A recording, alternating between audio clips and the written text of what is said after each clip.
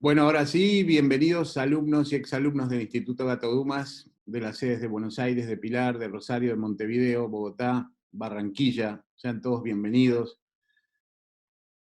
Alumnos y exalumnos de las carreras de cocina, pastelería, gerenciamiento gastronómico, hotelería, sommelier, organización de eventos. Les pedimos por favor que permanezcan muteados. Las preguntas que se les vayan ocurriendo las van volcando por favor al chat.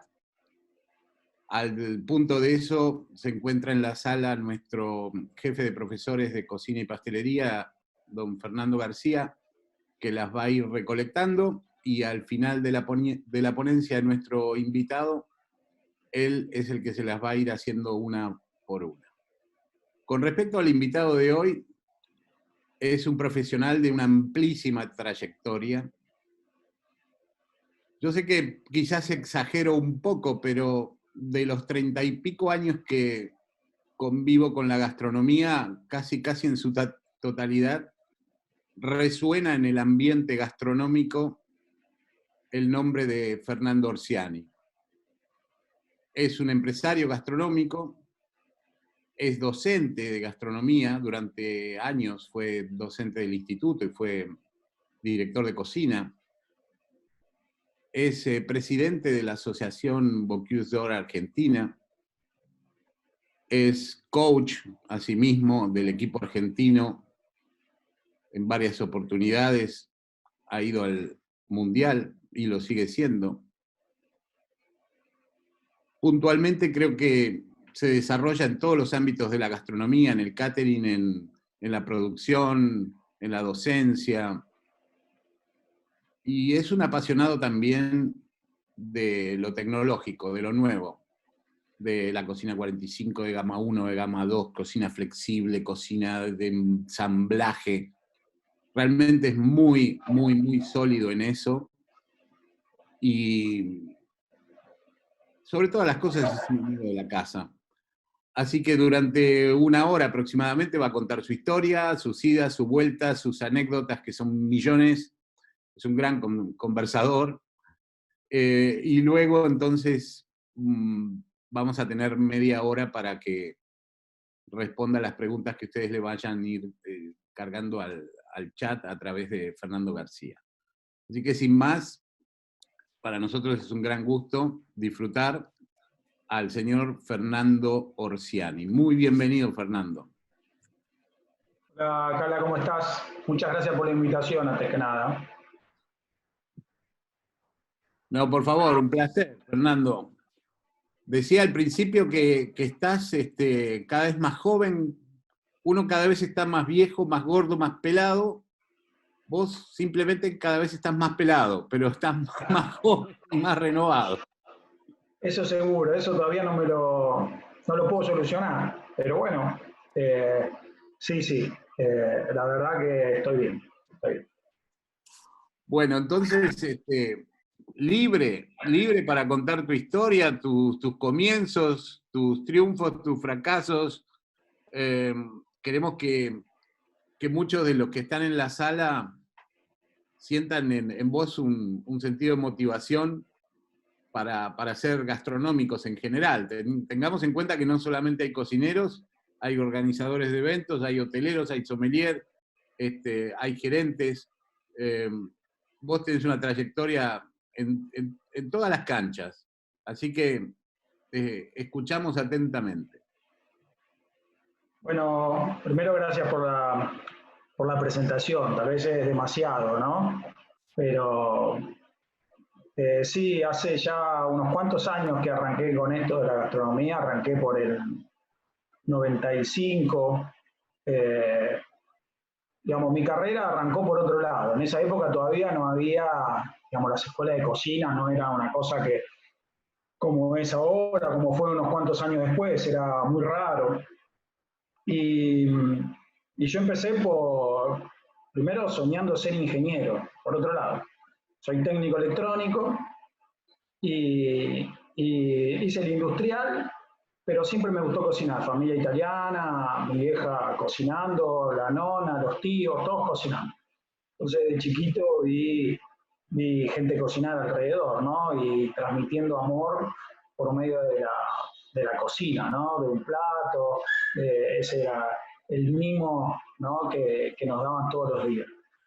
Y siempre me gustó cocinar, entonces yo miraba a mi mamá cocinar, miraba a mi nona, miraba a mis tíos, y ahí le empecé a tomar el gustito. Pero bueno, me gustaba, punto, nada más que eso. Seguía con mi carrera, con mi otra vocación. Terminé el industrial y me pasé a la administración de empresas. Y ahí ya también teniendo un poquito esta idea de tener un restaurante, pero como que entraba por el otro lado, el lado de la administración y no por la parte de la cocina. Pero siempre cocinando, siempre cocinando, siempre cocinando. Y bueno, pasaron 2 años, estuve 2 o 3 años, 4 años en realidad estudiando administración de empresas y, y siempre con el bichito este de cocinar, y mi hermana era la que me ponía fichas y me decía, vos tenés que ir a estudiar, vos tenés que ir a estudiar, vos tenés que ir a estudiar cocina. Y en ese momento había una escuela llamada IVAS, que era realmente cara, ¿sí? Era una escuela cara, y para mí era muy cara. Entonces no, era como algo que había una barrera económica. Y en ese momento el Rotary daba becas para entrar a esta escuela y mi hermana empujándome, anda, anda, anda. Y bueno, fui y gané la beca y ahí empecé a estudiar en el año 95. Y ahí no paré. Desde el primer día que empecé a estudiar, empecé a hacer pasantías y no dejé nunca más. Ya van a ser 20, unos cuantos años. A veces no me gusta hacer la cuenta. Pero bueno, ahí arranqué. Mi carrera la empecé por hotelería. Siempre vi que la hotelería era como la macro de la gastronomía, ¿no? Donde vos tenés un montón de recursos y un montón de pasos y un montón de administración dando vuelta, que tal vez en un restaurante no lo tenés un montón de apoyo, que tal vez en un restaurante no lo tenés, y tenés un montón de reglas, que tal vez en un restaurante no las tenés. Entonces, siempre cuando hasta daba clases, en su momento siempre recomendaba hacer pasantías en hoteles, porque es una gran escuela, porque ahí ves lo macro, digamos. Vos si querés tener una lata de tomate, tenés que hacer una requisición interna el día anterior para que te llegue la lata de tomate. Si vos no la hacías, la lata de tomate no te llegaba y no te iban a abrir el depósito a las 10 de la noche para que saques una lata de tomate. Entonces te empujaba a ser más ordenado y más organizado. Y si dominás la gastronomía dentro de una hotelería, después ir a un restaurante era relativamente fácil, porque digamos, había un montón de cosas que vos ya traías que las tenías, entre comillas, de más, ¿sí? Entonces era mucho más fácil. En cambio, al revés, si vos venís de un restaurante, con toda esa libertad del restaurante, te querés meter en gastronomía y hotelería y es difícil encajar. Entonces, yo siempre recomiendo que hagan un paso, por lo menos al inicio de la carrera, por hotelería para entender el macro, cómo funciona no solo la gastronomía como el arte de cocinar, sino cómo se administra, cómo se controla, cómo se gestiona la gastronomía, que en definitiva todo negocio gastronómico tiene que ser redituable. Si no es redituable, estamos en un problema. Bueno, y ahí arranqué. Empecé por lo que hoy es el Sheraton Libertador, en ese momento era el Kempinski, Libertador Kempinski. Después pasé por Hyatt, el viejo Hyatt, que hoy es el Four Seasons. Ahí empecé ya de cocinero, ya estaba pasantía de cocinero. Ahí tuve suerte de cruzarme con gente excepcional dentro de la gastronomía. Y ahí no paré más hasta unos 5 o 6 años después que empecé, di un seminario y me llamaron para que dé clases. Ahí empecé a dar clases. Estuve un año y medio dando clases y después volví a la hotelería, ya en el Four Seasons, lo que hoy es Four Seasons. Volví a la hotelería como su chef ejecutivo. Y después volví a Hilton, que yo había hecho la apertura de Hilton en el año 2000, volví a Hilton como su chef ejecutivo de vuelta.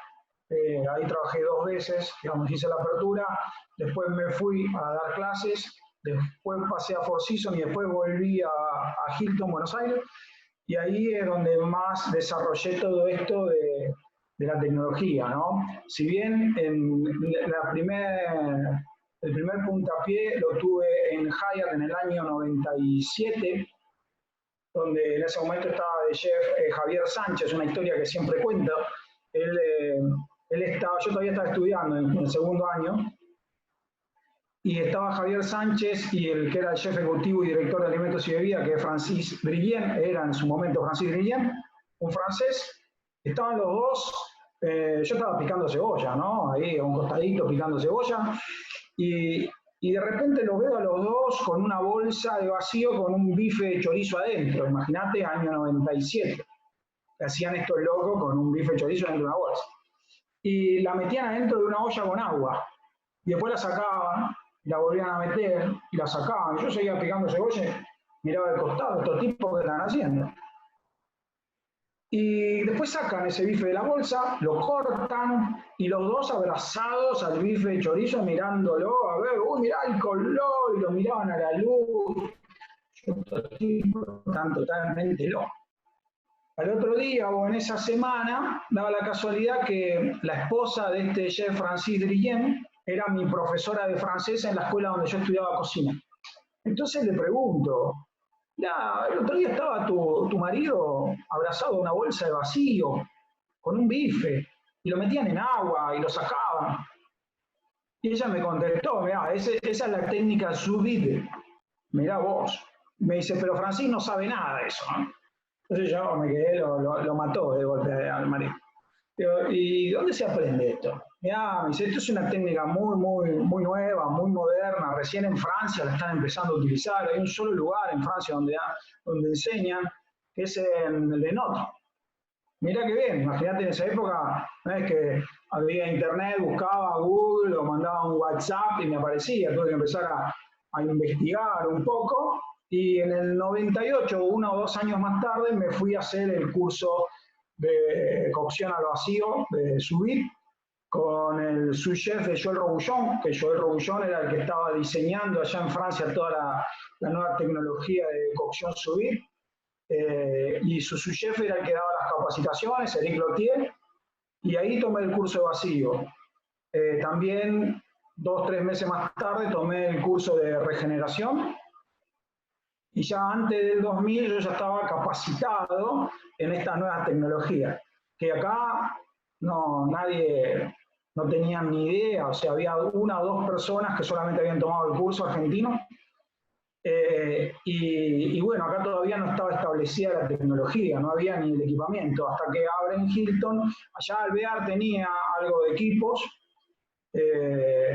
y cuando abre Hilton, bueno, fue un hotel donde se hacía un volumen monstruoso, y ahí entré primero como chef de banquetes, y ahí fue donde empecé a desarrollar la técnica, empezar a pulirla, sobre todo con la regeneración y la cocción al vacío previa, para poder hacer frente a todos esos volúmenes. Pensá que hacíamos en un mes alrededor de 60.000 cubiertos de banquetes por mes, cuando abrimos el hotel. O sea que era un promedio de 2.000 cubiertos por día, y que no eran 2.000 cubiertos por día, muchas veces eran 800, 900, y después teníamos 4.000 cubiertos en el día. Entonces ahí empecé a desarrollar toda una forma de trabajo, digamos, a lo que hoy realmente es lo que me dedico, a esta transformación de trabajar de otra manera, porque la forma tradicional de trabajar con la tecnología tiene como algunos choques, ¿no? Bueno, y ahí arranqué con esto de la tecnología, terminé la hotelería y me llegué a un techo dentro de la hotelería y dije, bueno, algo tengo que hacer. Y ahí me lancé al emprendedurismo, ¿sí? Y puse una planta de elaboración de productos cuarta y quinta gama por el 2005. Ahí arranqué solo con un cocinero, y 3 años más tarde éramos 110 empleados, una empresa que se dedicaba a hacer producción de productos cuarta, quinta gama, teníamos locales a la calle, abastecíamos hoteles, abastecíamos catering, hicimos la comida de lo que eran las carreras de Dakar, eran 80.000 cubiertos cada carrera. Hacíamos toda la producción de Dakar, trabajamos para supermercados, y así la empresa la tuve hasta 2012, en donde, bueno, se la cedo a mi socio, teníamos algunos problemas financieros por Argentina misma, y nada, 2013 se cerró, y ahí volví a lo que fue la educación y a ayudar a terceros, ¿no? Con todo lo que había aprendido, ¿no? De lo bueno y de lo malo. Yo siempre digo que de lo malo se aprende mucho más que de lo bueno, ¿no? Porque de lo bueno va pasando y vos vas teniendo éxito y digo, ya qué bueno, bien, vamos bien, vamos bien. Ahora cuando tenés algunos golpes o viene lo malo, ahí empezás a entender por qué fallaste, cuál fue el problema, y empezás como a analizar mucho más en los errores que en los aciertos. Así que ahí aprendí muchísimo. Al tener mi propio emprendimiento, mi propia empresa, tuve que dedicarme mucho a la parte de gestión, que era otra de mis patas, que yo había estudiado administración de empresas 4 años. Entonces empecé a volcar, se empezaron a unir, digamos, todos los hilos, y ahí uní la tecnología con la producción, con la gestión, y con todo lo que es, digamos, trámites y armado de empresas y todo ese tipo de cosas. En el trayecto que yo tuve la planta, me mudé 3 veces, diseñé 3 plantas distintas, y hoy es muy fuerte. Hoy me dedico más que nada a las consultorías de empresas o del gobierno mismo que quiere transformar la forma de trabajar y generar un nuevo sistema, digamos, de trabajo mucho más eficiente, que en definitiva es lo que hace la tecnología, ¿no? Mi expertise siempre se basó en la tecnología dentro de la gastronomía, ¿no? Si bien me encanta el arte, la cosa esta del desarrollo artístico, ¿no? Que tiene la gastronomía, yo creo que ese desarrollo artístico se puede dar mucho mejor cuando tenés bases tecnológicas que te ayudan a solucionar todo lo que está alrededor, ¿no?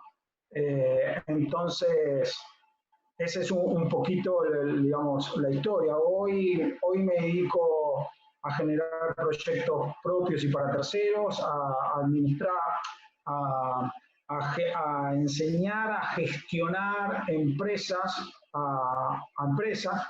Yo muchas veces me veo a mí cuando arranco, ¿no? Porque esto de gastronomía está bárbaro, porque tiene mucho de emprendimiento, ¿no? De agarrar y alquilar un local y vamos para adelante. Los cocineros somos un poquito kamikazes, ¿no? En ese sentido. Entonces arrancamos y vamos. Y tal vez llega un momento que estamos en una vorágine, en una bola de nieve, que es muy difícil salir, ¿no? Es muy difícil. Bueno, chicos, paramos 10 minutos, una semanita, arreglamos todo esto y seguimos. Eso en gastronomía no funciona. Nos para la pandemia, pero después otra cosa no nos para. Entonces, bueno, muchas veces arrastramos errores, ¿sí? Que después es muy difícil cambiar. Sobre todo en países como el nuestro, en donde la financiación es muy difícil, donde el apoyo a emprendimientos es muy escaso, muy escueto, porque vos tenés que pensar, el funcionamiento de las empresas en países como el nuestro es lo que se denomina la empresa pasto, ¿no? La empresa pasto, ¿cómo funciona? Nace de abajo para arriba, y ahí hago el pasto, ¿no? El pasto empieza a subir de abajo para arriba.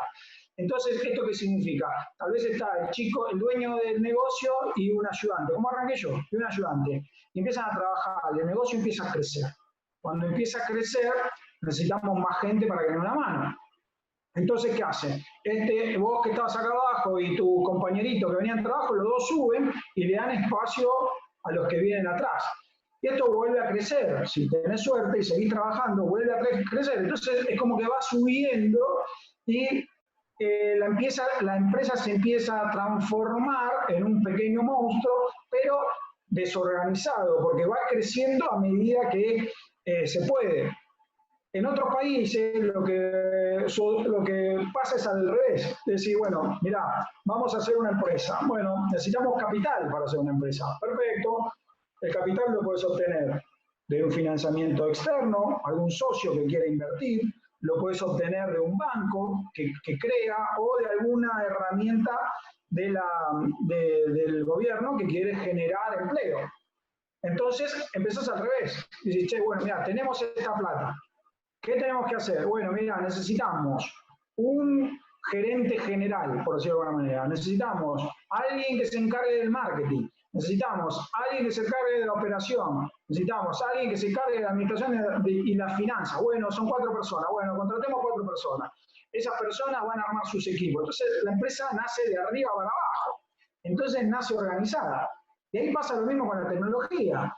Hoy vos en un país del primer mundo, la tecnología la podés adquirir por leasing. ¿Qué significa? Yo puedo comprar equipamiento y pagarlo en cuotas, en cómodas cuotas de leasing. Y ese beneficio que me da ese equipamiento, porque los equipamientos bien trabajados y bien entendidos hacen ahorrar plata. Entonces, ese ahorro se paga solo el equipamiento. Entonces, es una inversión que vuelve de alguna manera. Con esa reinversión, digamos, voy pagando la cuota del leasing. Ahora, en Argentina no existe eso, entonces tenés que poner toda la plata junta, pero al principio no la tenés.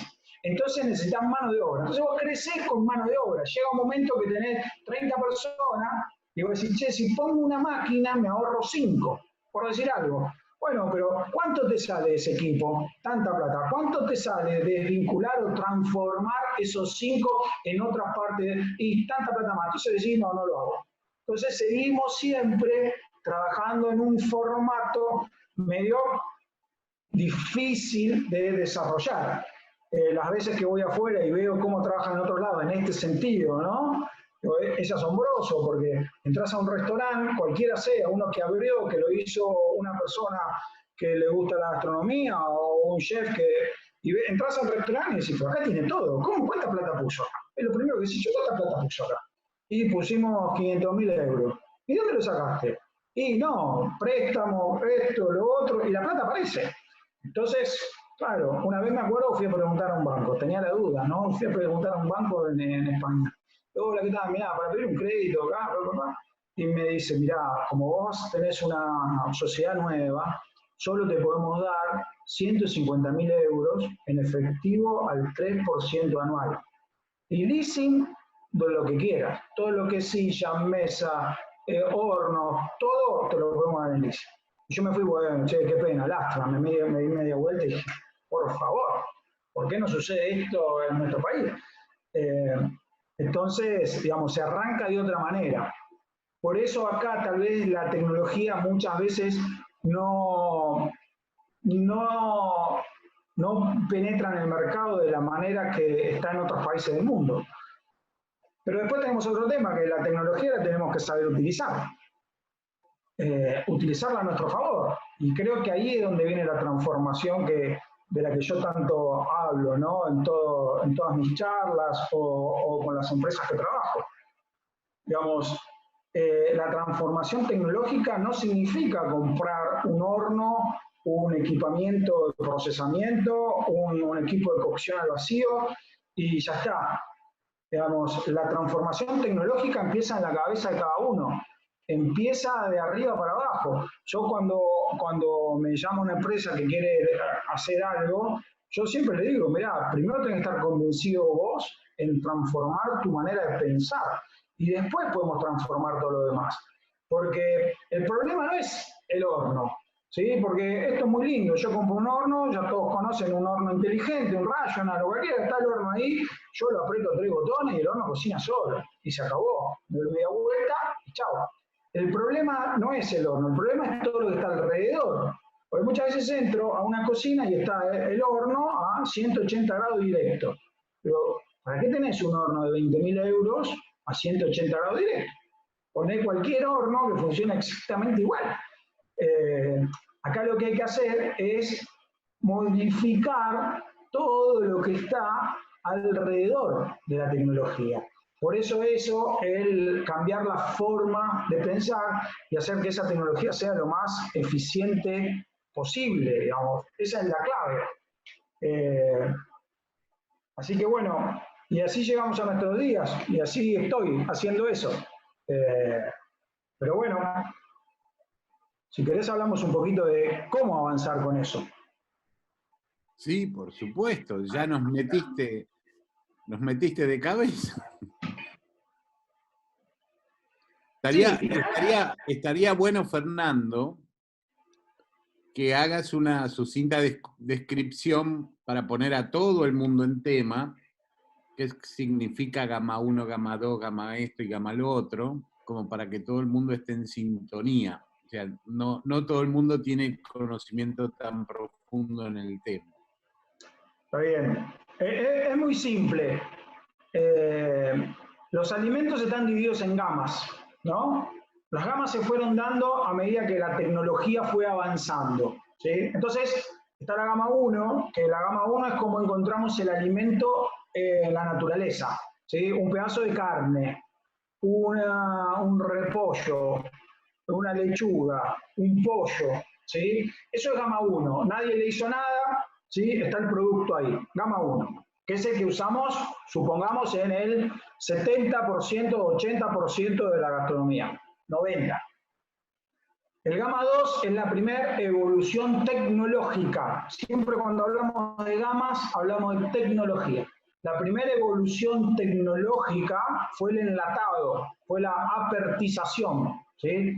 La apertización se desarrolló en la época de Napoleón, ¿sí? Donde estaban los franceses invadiendo Rusia, y a medida que iban invadiendo, los rusos se fueron replegando, ¿no? Como una táctica para destruir a los franceses. ¿Qué hicieron? Se iban replegando cada vez más adentro, iban sacando todos los animales, prendían fuego las plantaciones, sacaban a la gente y se iban metiendo para adentro.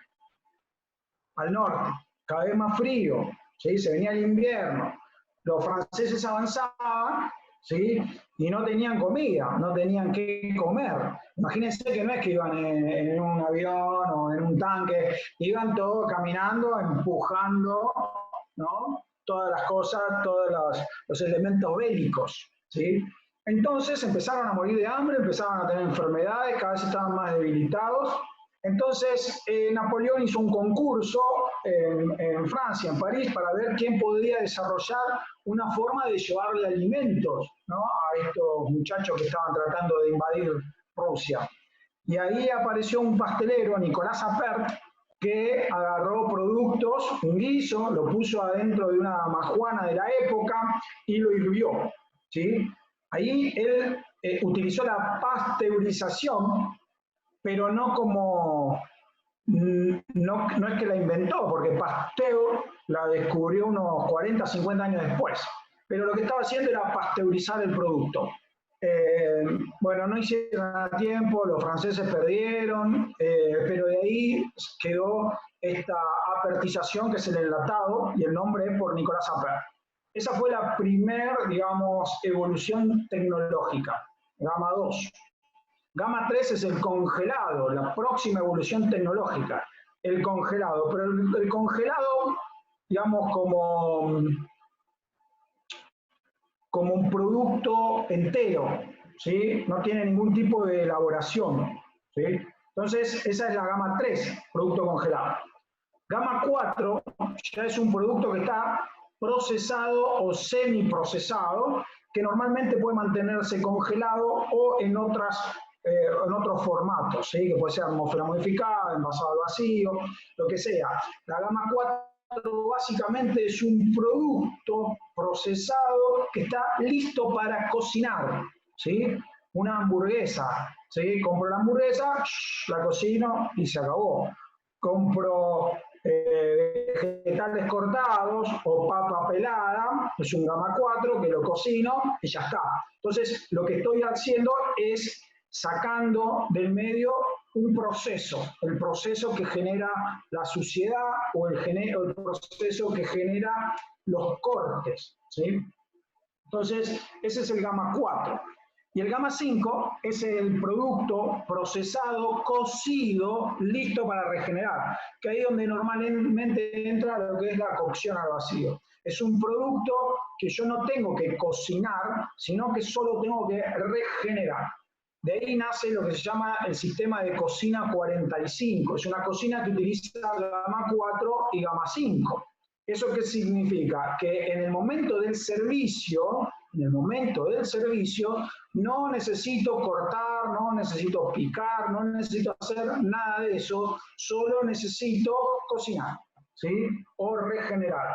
Esos productos gamma 4 o gamma 5, no es que me lo tiene que traer estrictamente un proveedor de terceros, sino ese producto lo puedo hacer yo, previamente, ¿sí? Entonces ahí es donde empieza a cambiar nuestra forma de pensar, ¿no? En lo que es un formato de trabajo de cocina 45, en donde separamos la producción del servicio, ¿sí? Esa es la clave, digamos, de todo este chiste, ¿no? Si quieren les voy a mostrar una pequeña síntesis como para ir viendo cuáles son los pequeños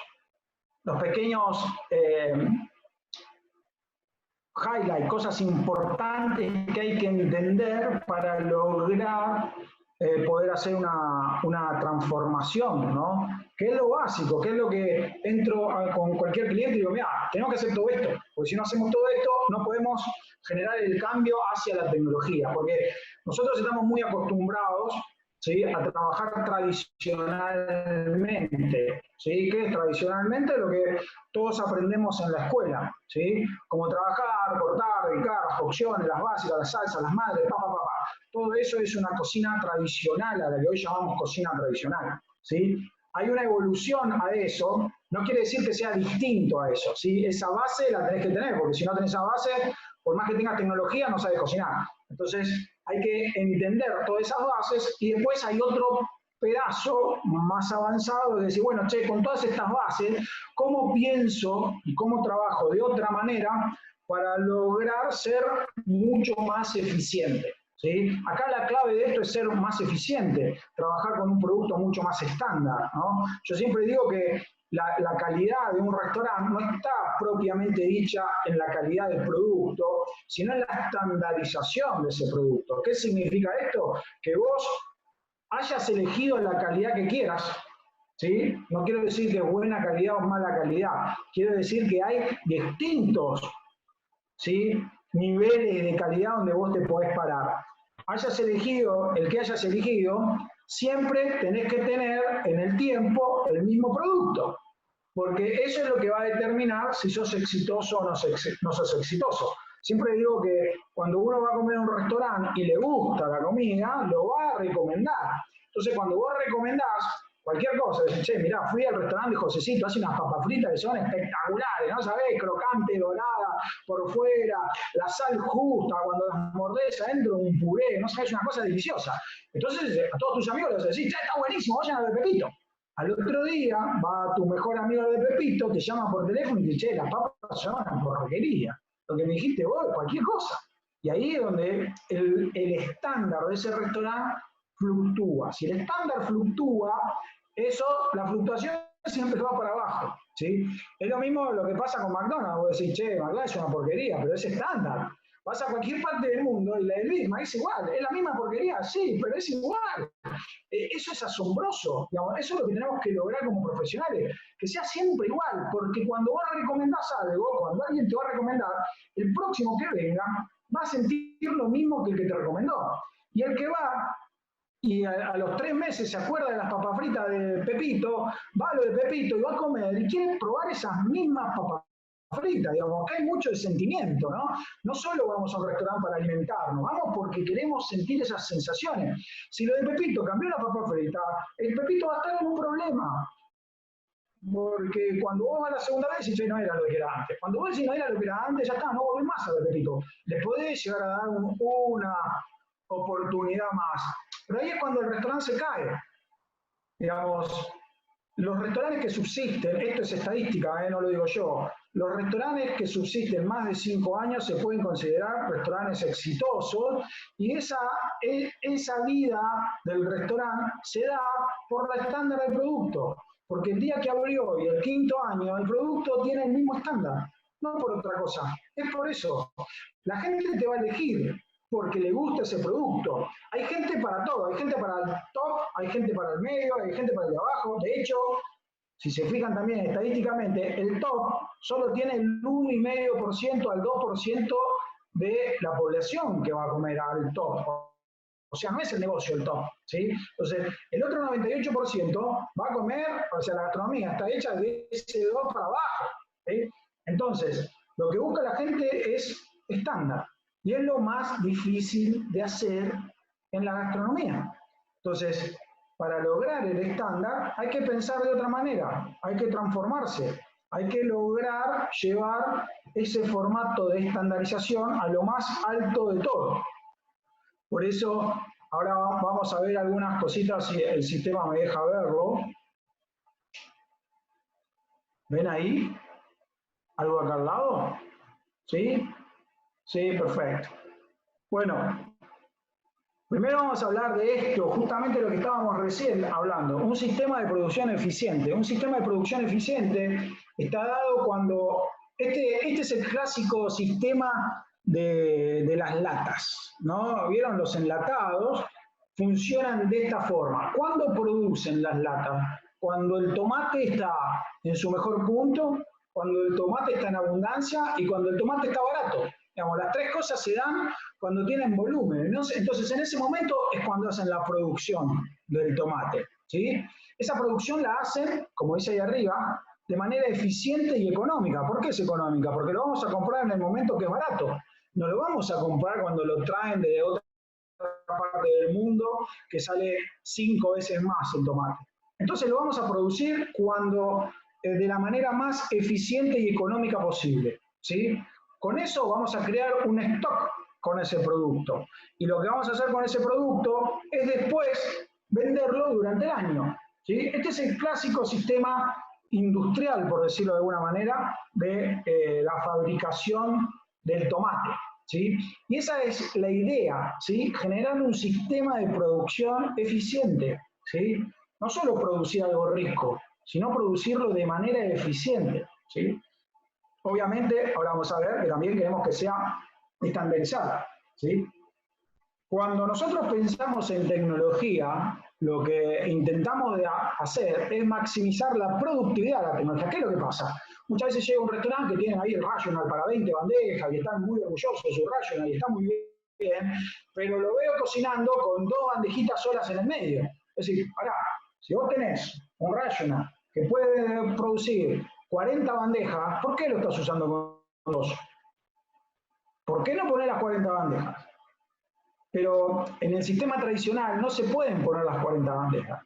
¿Por qué no se pueden poner las 40 bandejas? Porque no hay tanta gente comiendo afuera en ese momento. Entonces, si yo estoy dependiendo de lo que es el servicio, ¿sí? Porque yo trabajo contra el servicio, no puedo ser eficiente en la producción tecnológica. No puedo tener el horno, la procesadora, el abatidor, el coccionador de vacío, pongan el nombre que quieran, la tecnología que quieran, no lo puedo tener a su tope de volumen, a su tope de producción, porque nunca van a venir la cantidad justa de gente para llenar el equipo, ¿sí? Entonces, nosotros necesitamos generar algo para maximizar, ¿sí?, la productividad de la tecnología. Ahí empieza ahí tenemos que empezar a pensar un poco distinto. Esperen que me pasé uno de largo, no quiere aparecer. Hoy todas las tareas y procesos que hacemos dentro de una cocina está orientado al cocinero. ¿Qué quiere decir? Josécito, hoy tenés que hacer rolito de salsa. Sí, chao.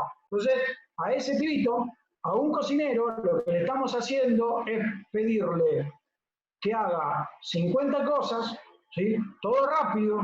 ¿Por qué todo rápido? Porque nos corre el despacho. ¿Qué es lo que pasa? Nosotros entramos. ¿Cómo funciona un cocinero cuando llega a su restaurante, a su puesto de trabajo?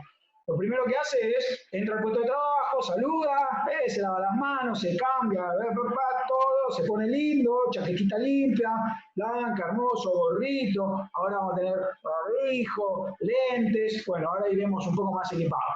Pero bueno, entra a su puesto de trabajo y dice, a ver, ¿qué me quedo de mise en place? Entonces chequea qué tiene de mise en place en su heladera, en su freezer, qué sé yo. Bueno, ¿cuántos cubiertos tenemos para el mediodía? Y tenemos 50 reservas y pueden venir 100. Perfecto. Entonces vos vas a hacer tu producción para los supuestos 100. Bien. Entonces, ¿qué haces? Cubrís todo tu mise en place. Bueno, si te dejaron medio tachito, vos sabés que con un tachito más o menos arrancás. Entonces, ¿qué haces? Haces con casé de 5 tomates. El de enfrente dice, che, ¿me puedes hacer un poquito con casé? No, hacételo vos. Entonces, vos haces tu 5 con casé de tomate. Listo. Guardas tu concassé, en el mismo momento estás sacando huesitos para hacer un fondito de pollo, en el mismo momento estás blanqueando unos puerros, todo estás tratando de hacer así como un pulpo, ¿no? Todo junto. ¿Y qué es lo que está pasando? No le estás prestando atención a todo. Eso es número 1. Y el número 2, estás corriendo en un sistema en donde vos la vas a pifiar, en algún momento la vas a pifiar. Entonces, llega un momento, 12 del mediodía, 12 y media, el chef te dice, bueno chicos, vamos a preparar para el servicio, y vos estás picando cosas así, bueno, ya me faltan 5 minutos, no, vamos todos a limpiar, a acomodarse, te vas a setear en modo despachador, ¿sí? Antes estabas en modo productor y ahora te vas a modo despachador, 4 horas de una forma, 4 horas de otra. Entonces, como te faltaron algunas cosas, sin que nadie te vea, vas a sacar tu tablita, la vas a poner un costadito y vas a seguir haciendo la chifonada de albahaca porque te había quedado sin chifonada de albahaca y es lo último que dejaste para hacer, para que no se oxide. Entonces te estás haciendo tu chifonada y te empiezan a cantar comandas. Ah, pim, pum, pam, sale, marcha, sale. Bueno, nosotros tuvimos un cocinero que primero le pedimos que sea muy organizado, que sea muy bueno haciendo la producción, que el tomate con casé lo haga bien cubito, que le saque la piel, que le saque la semilla, que después que lo guarde, que le ponga film, que le ponga un rótulo, que le ponga la etiqueta, que lo ponga en frío, que no lo tenga mucho tiempo afuera, porque si no se pone mal, que haga la producción correcta. Y después de golpe le decimos, bueno, ahora guarda todo y arrancamos, y ahora te vas a tener que acordar todas las comandas que te voy a gritar, vas a tener que hacer las cocciones todas perfectas, no se te puede ir el color de la lechuga, de la espinaca, no se te puede pasar un punto de cocción, la pasta tiene que estar al dente, y empezamos, ¿sí? Entonces ahí lo empiezan a castigar, y no solo eso, tiene que organizarse con el de enfrente, porque el de enfrente le está haciendo la guarnición, entonces le dice, che, ¿tenés el risotto para el pollo? No, todavía no, dame 5, bueno, pero se me pasa, y ahí empiezan todo un montón de cualidades que tiene que tener este cocinero. Bueno, básicamente estamos pidiendo que los cocineros sean algo así como un Messi, ¿sí? O sea, nosotros para hacer una brigada necesitamos a Messi, a Cristiano Ronaldo, a Maradona que vuelva, a todos, ¿sí? Porque si no, no la podemos sacar bien. Esa es la complejidad de una cocina tradicional. Eso es lo que hoy normalmente hacemos. Todas las tareas y todos los procesos están orientados a Juancito, el cocinero, ¿sí? Lo que tenemos que hacer es que todas las tareas y los procesos estén orientados a la tecnología, porque lo que vamos a hacer es lograr hacer eficiente a ese cocinero apoyándose en la tecnología. Pero ¿cómo logramos esto? Porque también es algo un poquito complejo. Cambiando esa forma de trabajar que tenemos contra el servicio, la tenemos que hacer trabajar contra un stock, ¿sí? Entonces, cuando nosotros hacemos una producción, no hacemos la producción para el mediodía o para la noche. Tenemos que hacer una producción para que pueda perdurar en el tiempo. ¿Cuánto tiempo? Después se define, después vemos. Pero hoy tenemos tecnología para lograr que nuestra salsa de tomate la hagamos una vez al mes y nada más. ¿Por qué tenemos que hacerla cada 2 días? Si tardamos lo mismo hacer 1 litro, 2 litros de salsa que 60 litros de salsa, tardamos lo mismo, tardamos 20% más de tiempo, tardamos 30% más de tiempo, puede ser, pero no tardamos 15 veces más como si lo hiciéramos cada 2 días en un mes. ¿Sí? Si yo hago salsa de tomate cada 2 días en un mes, hago 15 veces salsa de tomate, con todo el tiempo que eso lleva. No solo lleva el tiempo de la salsa de tomate, sino de la compra del producto, que esté, yo creo el almacén, traer la lata, cebolla, hacer esto, pelar, bla, bla, bla. Todo eso lo hago 15 veces al mes. Si yo lo hago solamente una sola vez y guardo ese producto de una manera, que ahí nos ayuda la tecnología, de una manera para que me dure para todo el mes, no necesito hacerlo 15 veces. ¿Cuánto tiempo ahorro? Un montón. Entonces, dejar de producir contra un servicio o trabajar contra un servicio y producir contra un stock, ¿sí? Eso nos da mucho tiempo para hacer otras cosas, para lograr tal vez tener un plato mucho más delicado, dedicarme a hacerle decoración a ese plato, dedicarme a trabajar puntualmente en otras cosas, porque yo no digo que hagamos el 100% así, ¿sí? Yo lo que digo es, ¿nos podemos sacar el 70%? ¿Nos podemos sacar el 80%? Es una barbaridad. Si nosotros nos sacamos el 80% de esa producción que repetimos y repetimos y repetimos y repetimos, después hago la chifonada a último momento para que no se oxide. Después hago, si quiero, un tomate con casé impecable a último momento. No hay problema, pero si yo tengo solucionado todo lo demás, voy a estar mucho más tranquilo en el momento del servicio. Entonces, una de las primeras cosas que tenemos que hacer es cambiar nuestra forma de pensar, de trabajar siempre contra el servicio y pasar a trabajar contra un stock, ¿sí?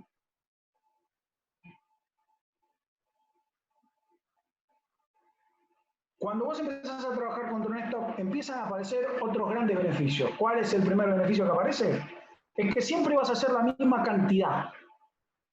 ¿Cuál es la clave de un buen cocinero? La clave de un buen cocinero es, si a vos te dicen, haceme salsa de tomate, 4 litros de salsa de tomate, haceme 1 litro de salsa de tomate, haceme 10 litros de salsa de tomate, esa salsa de tomate sea igual. Ahí está la clave del cocinero, ¿sí? Porque lamentablemente los cocineros trabajamos a la minuta. Y al trabajar a la minuta tenemos esa facultad de poder trabajar a la minuta. Pero que muchas veces todos dicen, la pastelería es exacta, ¿no? Entonces todos dicen, la pastelería es exacta. Pero no, la cocina también es exacta. Lo que pasa es que nosotros no lo hacemos. Porque podría ser totalmente exacta, igual que la pastelería. El problema que tiene la pastelería, que por eso es exacta, es que no se puede hacer a la minuta. ¿Cómo podemos hacer un flan a la minuta? Fernando, mesa 4 flanes. ¿Y qué hago? Tráeme leche, huevo. ¿Cómo hago el flan a la minuta? No puedo. Entonces están obligados a hacerla diferida en el tiempo. Están obligados a hacer la producción contra un stock. Ellos están obligados. Entonces, parece que la pastelería es exacta y que la cocina no es exacta. Y eso es mentira. Nosotros podemos reproducir la cocina caliente, la cocina salada, lo que quieras, de la misma manera que hace la pastelería. Entonces, cuando vos empezás a trabajar contra un stock, tenés esta posibilidad de siempre hacer 50 litros de salsa. No haces 40, no haces 20, haces 50. Entonces siempre la misma cantidad que haces es la misma compra, el mismo condimento, la misma cantidad de lata, la misma cantidad de sal, la misma cantidad de albahaca, la misma cantidad de azúcar, de cebolla, lo que sea, siempre va a salir igual. Vamos a empezar a trabajar por lotes, ¿sí? Ese lote, ¿a qué va a estar relacionado? A la capacidad máxima de producción del equipo que utilice. Si yo voy a blanquear espinaca en el horno, vapor, 100%, me entran 20 latas de espinaca. Y ese es mi lote. Siempre voy a hacer 20 latas de espinaca. O hago 40 o hago 20. Nunca voy a hacer 15. Porque ahí empiezo otra vez a desequilibrarme, ¿sí? Entonces, empiezo a armar lotes, ese lote va a estar relacionado al equipo. Por eso antes decíamos que tenemos que empezar a trabajar pensando, ¿sí?, en la tecnología y no solo en el cocinero, sino que toda la forma de trabajar tiene que estar orientada a la tecnología, ¿sí? Entonces,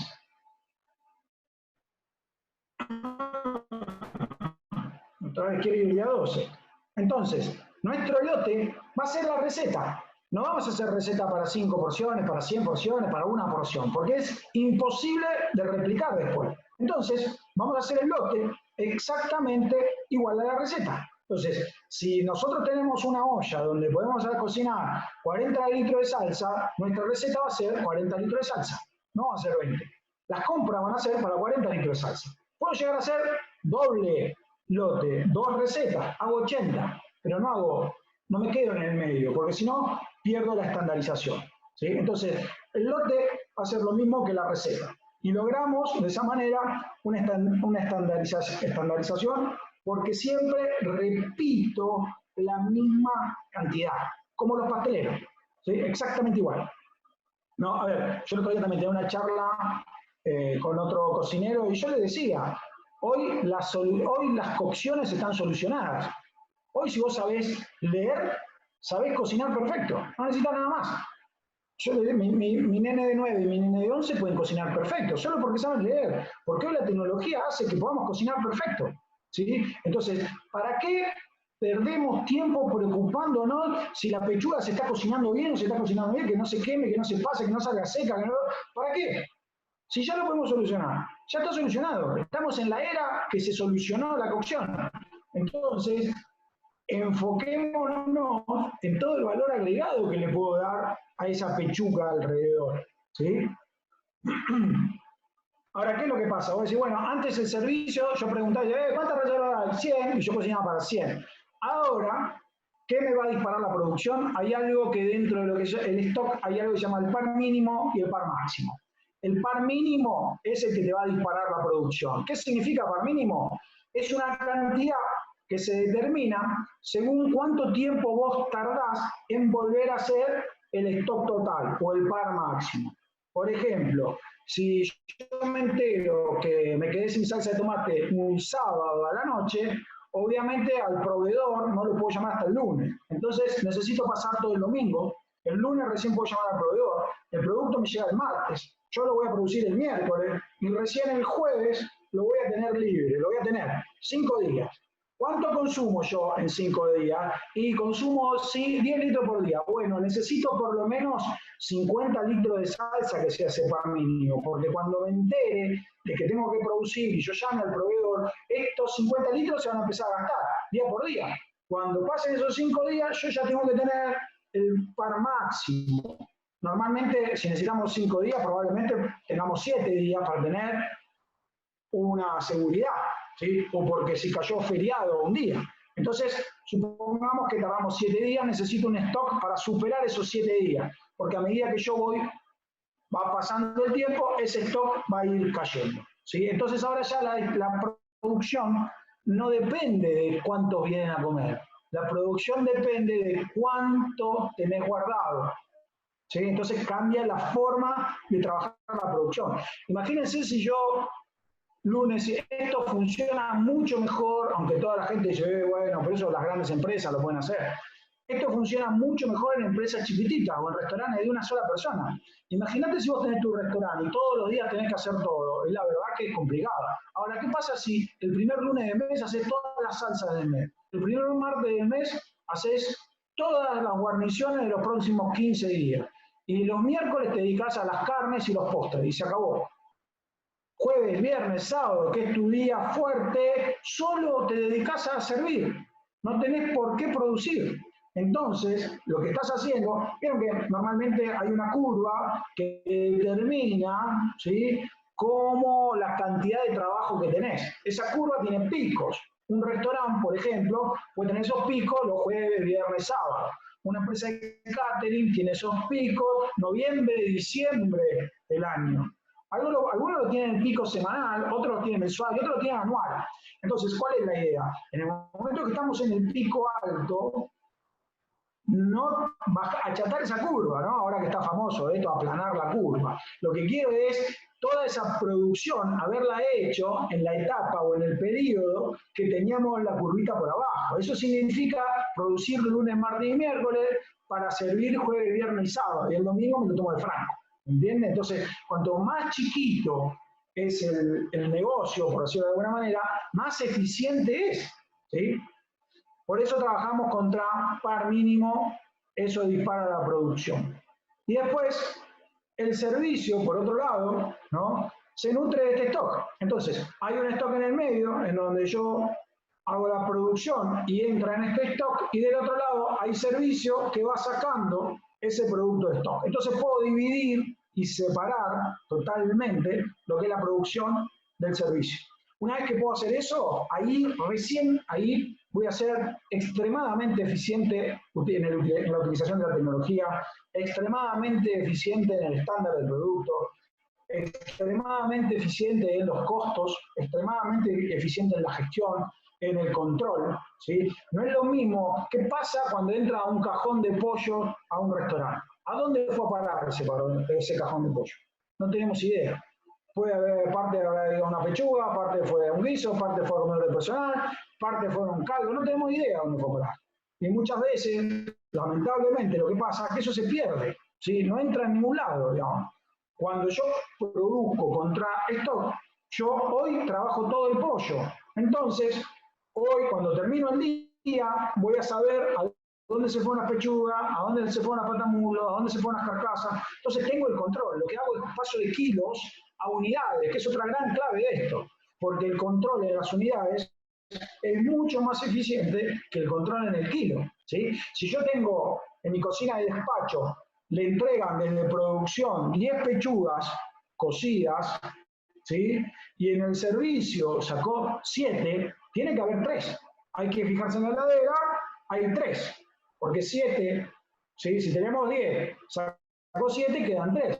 Entonces la pregunta es, ¿tenés 3? Sí, tengo 3. O no, no tengo 3, tengo una. ¿Y dónde están los otros 2? Lo que pasa es que el chef me pidió para almorzar. Ah, perfecto. Y la otra, no sé. Sí. Ahora, si entra en cajón de pollo, ¿cómo controlo eso? ¿Sí? Entonces, esto es clave, sobre todo cuando este tipo de control se genera. Muchas veces hay muchas empresas que tienen 20 lugares donde venden, 50, 100. ¿Cómo controlamos 20 lugares, 50, 100? Es complejo. Entonces ahí podemos centralizar esa producción y enviar producto en unidades para después tener un mejor control de esa situación. Bueno, Cala, hasta ahí llegué. Hasta ahí llegó mi amor. Fantástico, ¿eh? Fantástico, fantástico. Creo que todo el mundo que está en la sala se quedó así como el relato de una película. Fabuloso, porque cambia muchísimo, totalmente el paradigma estándar que tenemos en el chip. Es tecnología, es economía, es realmente fabuloso.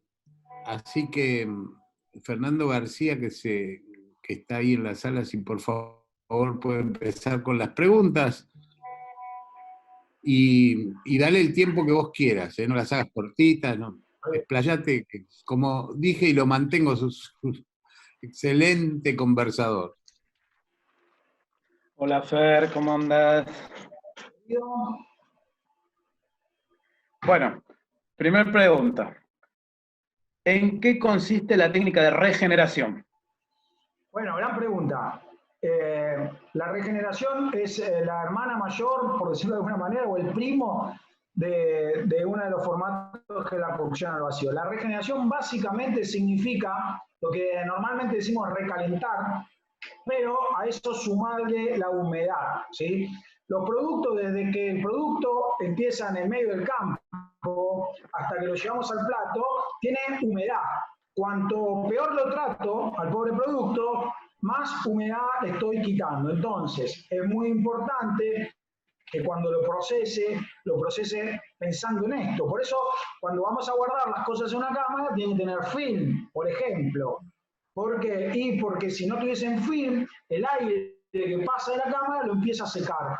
Y cuando lo empieza a secar, le empieza a quitar esa humedad original. Y ahí empieza el proceso de, digamos, perder calidad de ese producto. Yo después lo agarro, ese producto, y probablemente lo cocino.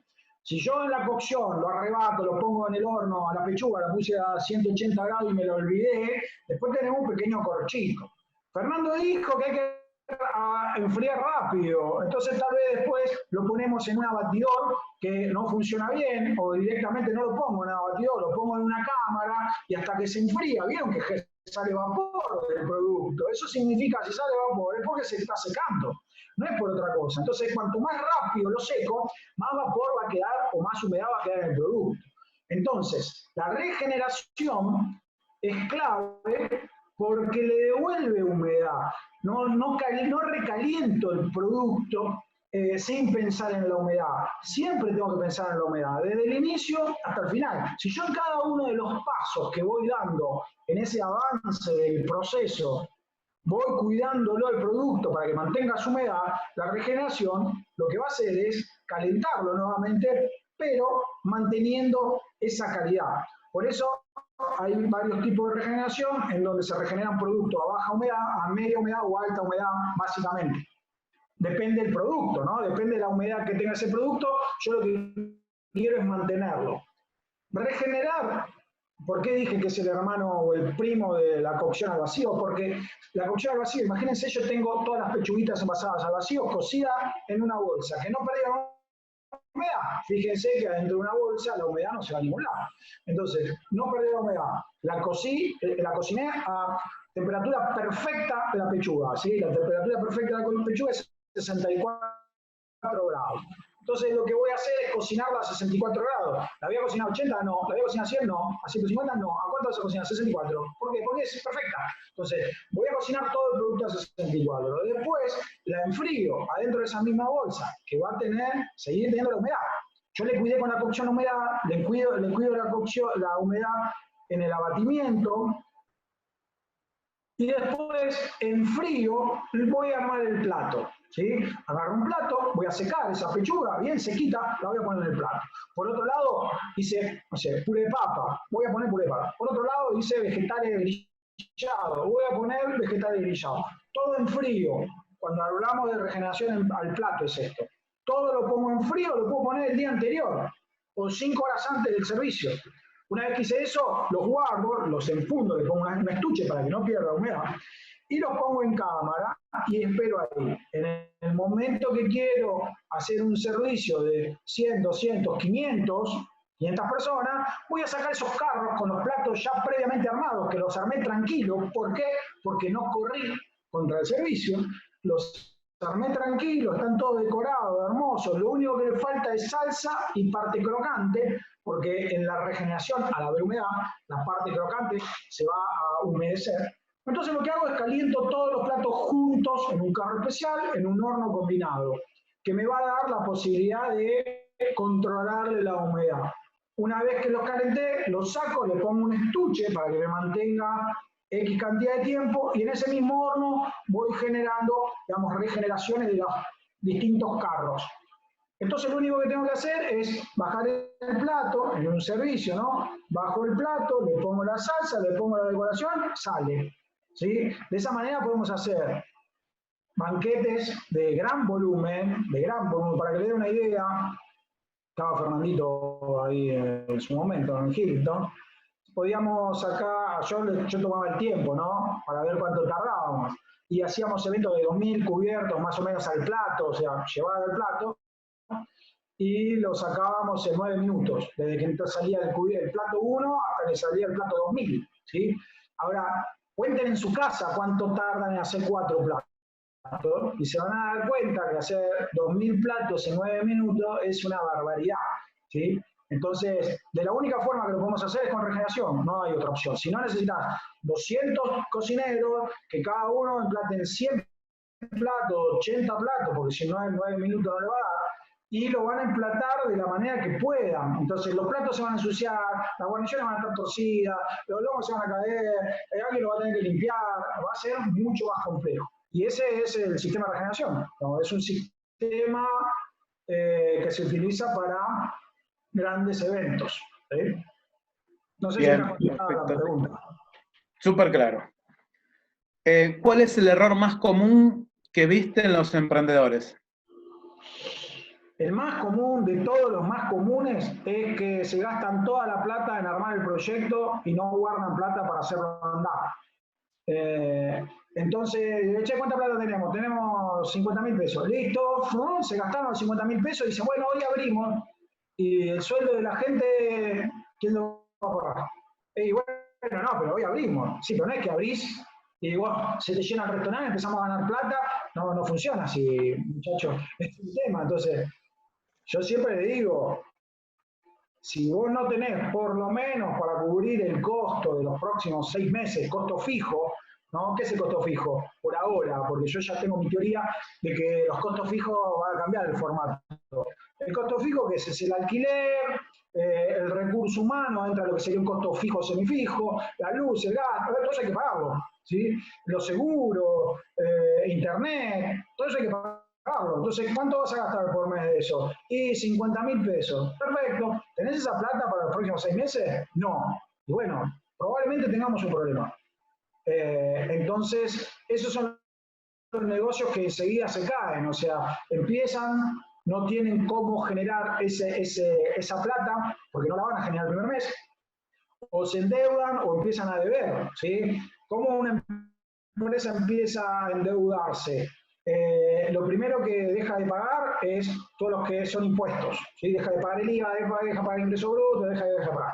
Lo segundo que empieza a dejar de pagar es todo lo que es cargas sociales. Entonces, al empleado le empieza a dar el sueldo, pero todo lo demás no lo paga. Por eso es lo segundo que empieza a endeudarse. Después es que empieza a endeudar. Y si puede endeudarse con proveedores, se endeuda con proveedores. ¿Y después qué hace? Y después no paga el alquiler. Entonces, esos son los pasos normalmente que pasan.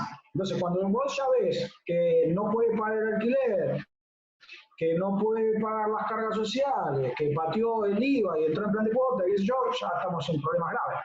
Por eso es muy importante cada vez que vos haces un emprendimiento, decir, bueno, mirá, de estos 50.000 pesos que tengo, solo puedo gastar 30 y no gastes más. Y no gastes más. Si querías poner la lámpara maravillosa, no la pongas. Si querías poner un pas ahí con calentadores de cromo, no lo pongas. Poné lo que te alcance esos 30, porque es más importante tener la plata para bancar el negocio que para ponerlo.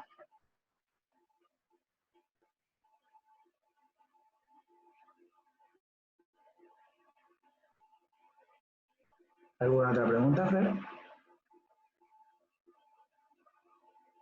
No te escucho, estás muteado, Fernandito. Estás muteado, no te escucho. Ahí está. Hoy por hoy en este contexto tan difícil, ¿no?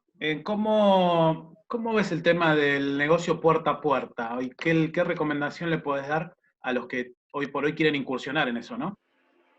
Y mirá, hoy salieron. Mira, yo hace 20 años, no más, 22 años que tengo el tema de la cocción a vacío, la bolsita. Me decían el loco de la bolsa, ¿no? Siempre me dijeron el loco de la bolsa. No, siempre. Y muchas veces era muy difícil de hacer entender, che, mirá, vos podés tener un producto que te va a durar un mes en la heladera, y va a ser impecable, y va a estar pasteurizado, y lo podés sanitizar, y podés controlar el stock, y todo eso, y todo me dice, sí, y nadie me da pelota. Hoy llegó un señor llamado coronavirus y no dejo de ver bolsa de vacío hasta cuando me voy a dormir. ¿Entendés? Hoy todo se clavó de bolsa de vacío. A ver, yo creo que los negocios puerta... A ver, vamos a hacer la foto grande. La foto grande es la siguiente. Cuando tengamos la vacuna o haya medicamentos eficaces, no vamos a olvidar de todo esto. ¿Sí? Como pasó con todo, ¿no? Como cualquier enfermedad o cualquier pandemia o cualquier, llamarla como quieras. No, yo cuando empezó todo esto empecé a ver estadísticas, ¿viste? Yo soy un tipo que me gusta mucho ver, no solo confío en lo que dice el noticiero, lo que me dice, yo empiezo a buscar. Entonces empecé a buscar estadísticas, y digo, che, de gripe, ¿cuánta gente se muere? Teniendo vacuna, en Argentina el año pasado se murieron más de 7.000, 8.000 personas de gripe común. En el mundo el año pasado, ¿sí? Con enfermedades relacionadas al SIDA murieron más de 1 millón de personas. 1 millón de personas murieron el año pasado. Entonces, ¿qué pasó? ¿Quién habla del SIDA? Yo no escucho a nadie hablando del SIDA. O sea, pasó. Y gracias a Dios tenemos esa facilidad del olvido. Porque imagínate si estamos todo el tiempo pensando en todo lo malo que pasó, no avanzamos. Entonces, es natural en el ser humano que se olvide de las cosas y siga para adelante. Entonces, yo ya sé que va a pasar, que va a venir la vacuna, va a venir la posibilidad de que no sea más que una gripe, entre comillas, ¿no? Que te la puedas ir a curar o que te vacunes y qué sé yo. y se acabó, nos olvidamos de todo. ¿Cuál es el tema? ¿Cómo llegamos de este punto de hoy a ese punto? ¿No? El drama va a ser ese pasaje. Hoy, obviamente, lo que pasó con esta pandemia fue acelerar todos los procesos que ya venían. ¿Sí? ¿Qué significa con esto? La gastronomía está mutando. Digamos, yo siempre digo, estamos en el medio de un cambio, en un gran cambio, que nosotros al estar en el medio muchas veces no nos damos cuenta. Pero es como cuando, no sé, imagínense cuando en la cocina llegó el gas, ¿no? Todos trabajaban con leña, carbón, y de golpe llegó el gas.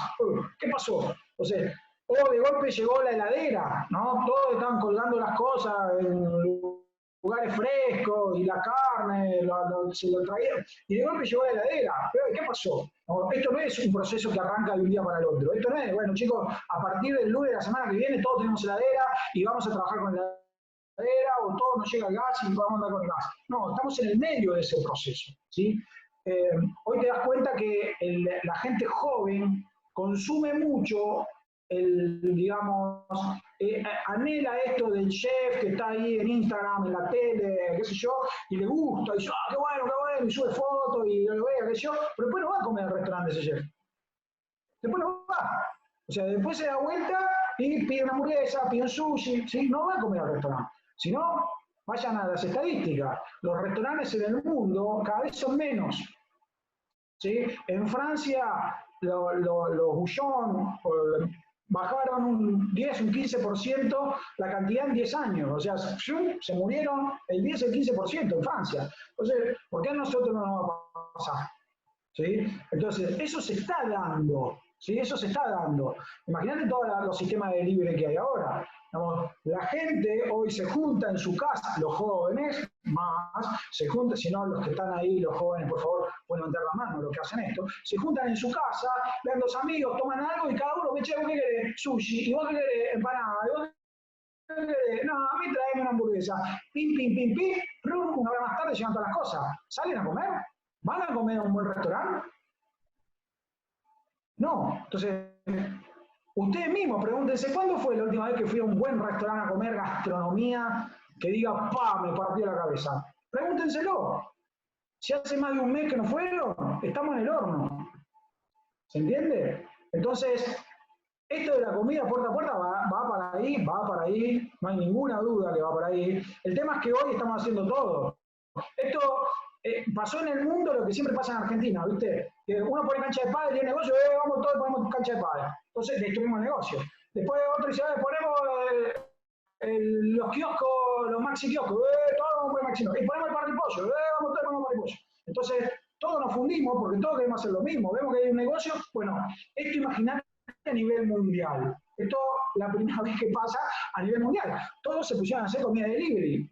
Entonces, ¿qué va a pasar? ¿Muchos van a quedar? Sí. ¿Muchos se van a fundir? También. ¿Sí? ¿Por qué pasa esto? Porque yo no puedo mantener una estructura, y vuelvo un poco a lo que decía antes, de costos fijos altos.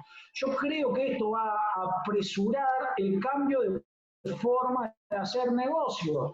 ¿Y cuál es el cambio de forma de hacer negocio? Es irte al costo variable. Hoy todas las estructuras, todos los negocios se tienen que ir al costo variable. ¿Qué significa el costo variable? Mirá lo que es una oficina de coworking. ¿Coworking qué significa? Tenía un costo fijo de oficina y ahora tengo variable. ¿Se entiende? Entonces, si yo contrato un recurso externo, ¿qué estoy haciendo? Contratando estoy pasando a un costo variable. Entonces, hoy cada vez más necesitamos transformar toda nuestra economía a una empresa o un tipo de formato de costo variable. ¿Qué significa? Que si tenemos negocio, ganamos todo. Y si no hay negocio, nos guardamos todo. Hoy la pandemia nos demostró que todas esas empresas que tienen costos fijos muy altos, ¿sí? No las pueden llevar adelante. No lo pueden llevar adelante. Porque si yo tengo alquileres de 1 millón de pesos, ¿cómo hago sin negocio pagar 1 millón de pesos? Si yo tengo recursos humanos de 200 personas fijas o 100 personas para llevar adelante 2 restaurantes, ¿cómo cubro eso? Digamos, es imposible. Entonces, ¿eso por qué es? Porque las empresas están basadas en costos fijos.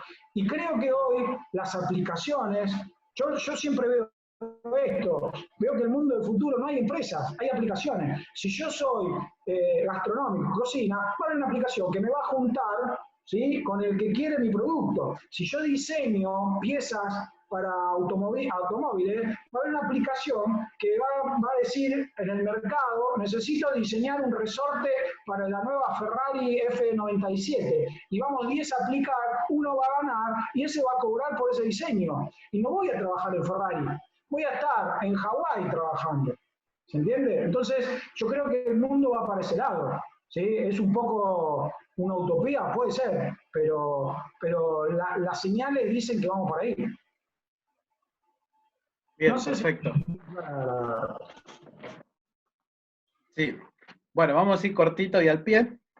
Y te voy a sacar un poco del ámbito, te voy a sacar un poco del ámbito de lo que estamos viendo. Si no, nos vamos a ir a los concursos. Otro gran tema. ¿Cómo arrancaste con el tema del concurso y qué le recomendás a alguien que quiera incursionar en esto? ¿Cómo arranqué? Mira, lo empalmé cuando fui a hacer mi curso de vacío allá en el 89, el 99, lo junté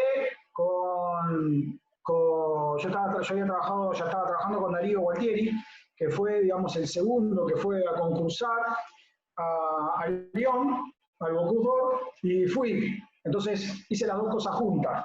Y ahí fue donde, digamos, arranqué con el Bocuse. Yo ya venía haciendo clasificaciones del Bocuse, así venía haciendo el Gorro de Oro y el Joven Chef y todos esos concursos. A mí siempre me gustó, yo siempre cuando hablo de los concursos hablo de como si fuese pensar la Fórmula 1. Muchos manejamos, muchos tenemos autos, pero no tenemos un Fórmula 1, tenemos un auto, ¿sí? Y miramos la carrera de Fórmula 1. Yo, qué bueno, mirá la Ferrari, mirá el Williams, mirá qué... Ahora, la Fórmula 1 básicamente lo que está haciendo es generando tecnología para que después nosotros tengamos en nuestros autos. Bueno, eso es lo que hace el concurso. Digamos, el concurso saca al cocinero de su tarea del día a día y le da un marco de poder desarrollar y poder crear libremente, con un objetivo que es un concurso. Entonces, en ese marco, el cocinero se siente libre de crear sin la presión de un despacho, de un servicio.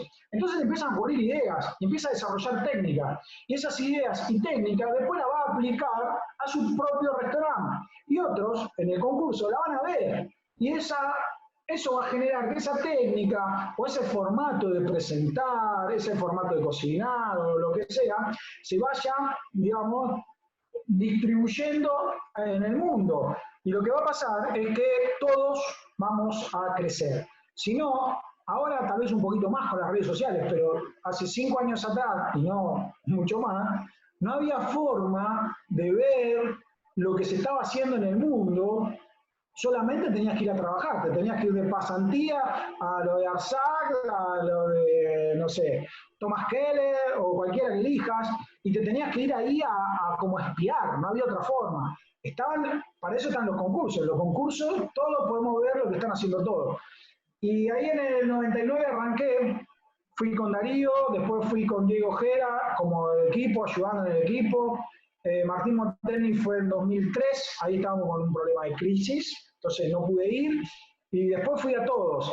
En el 2009 creamos la Academia Nacional Bocuse d'Or, y con todos los que participaron, con todos los chefs que participaron, y ahí arranqué como vicepresidente y fundador de la Academia, y ahí no paré más.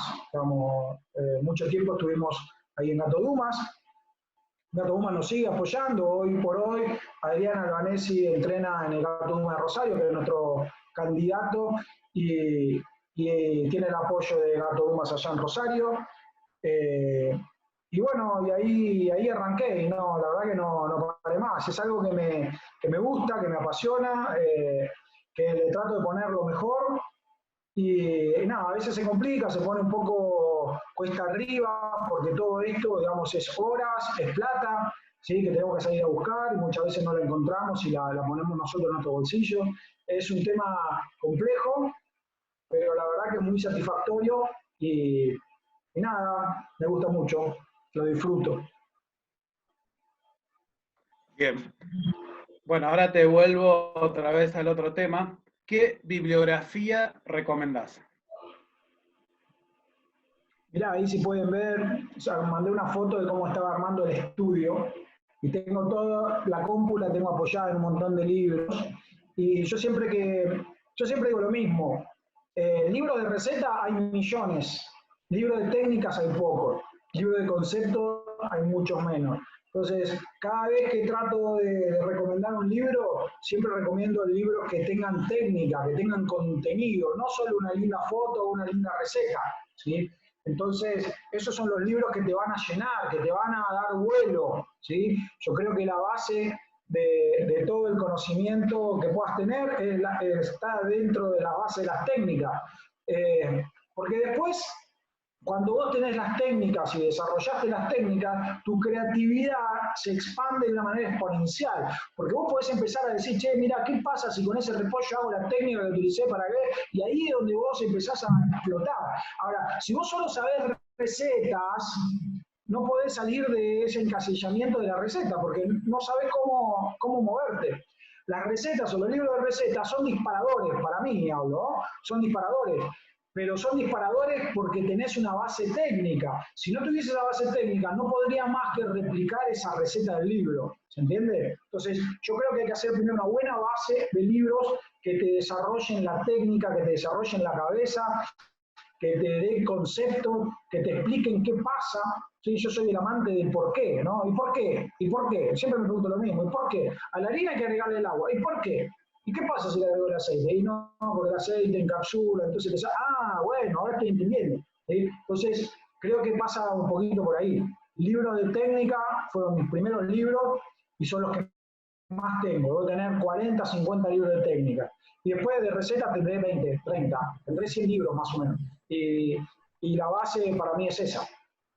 Irse siempre al libro de técnica. ¿Cuál es? Bueno, hay clásicos, tecnología culinaria, cocina de referencia, obviamente la Luz Gastronomía, el Paulí, después yo tengo muchos específicos de industria, de vacío y ese tipo de cosas, pero creo todos los que son los secretos de los pucheros, el Magui, que lo tengo, el Harold Magui, que lo tengo acá abajo, digamos, todos esos son los libros que creo que son la base.